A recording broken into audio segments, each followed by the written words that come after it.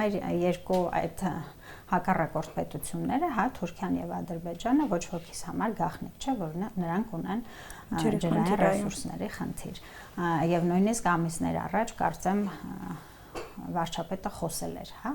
դրա մասին։ Մեր եւ Ադրբեջանի այդ ջրային ռեսուրսները կար, եթե չեմ սխալվում, խոսել էր։ Այո, կար նման բան։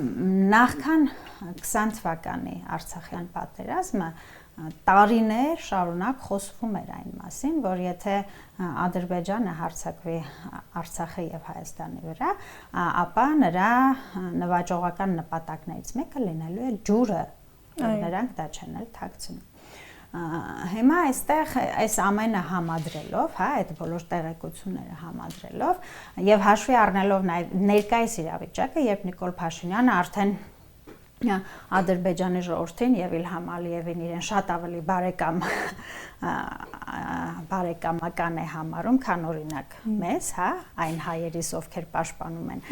ամեն հայկականը Հայաստանում, եթե հաշվի առնենք, որ նրանք արդեն այդպես լավ բարեկամական հարաբերությունների մեջ են, ապա ինչու պիտի Նիկոլ Փաշինյանը մերժի օրինակ Իլհամ Ալիևին ամռան ամիսներին ջուր տրամադրել։ Բայց եթե չեմ սխալվում, կներեք, եթե չեմ սխալվում, Ադրբեջանի այդ ջրային խնդիրը կար Սարսանգի ջրամբարի հարակից տարածքներում։ Հիմա այս իշխանության թեթև ձեռքով Սարսանգը Ադրբեջանի իշխանության տակ է։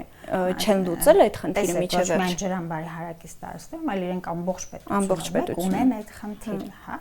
Եվ իրենց իհարկե գերնպատակներն են այդ ջրամբարները եւս նվաճել, որպեսզի իրենք կարողանան կառավարել այդ ջրային ռեսուրսները եւ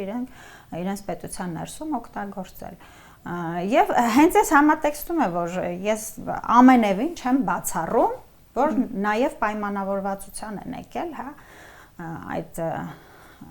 կառուցողական առաջնորդի հետ,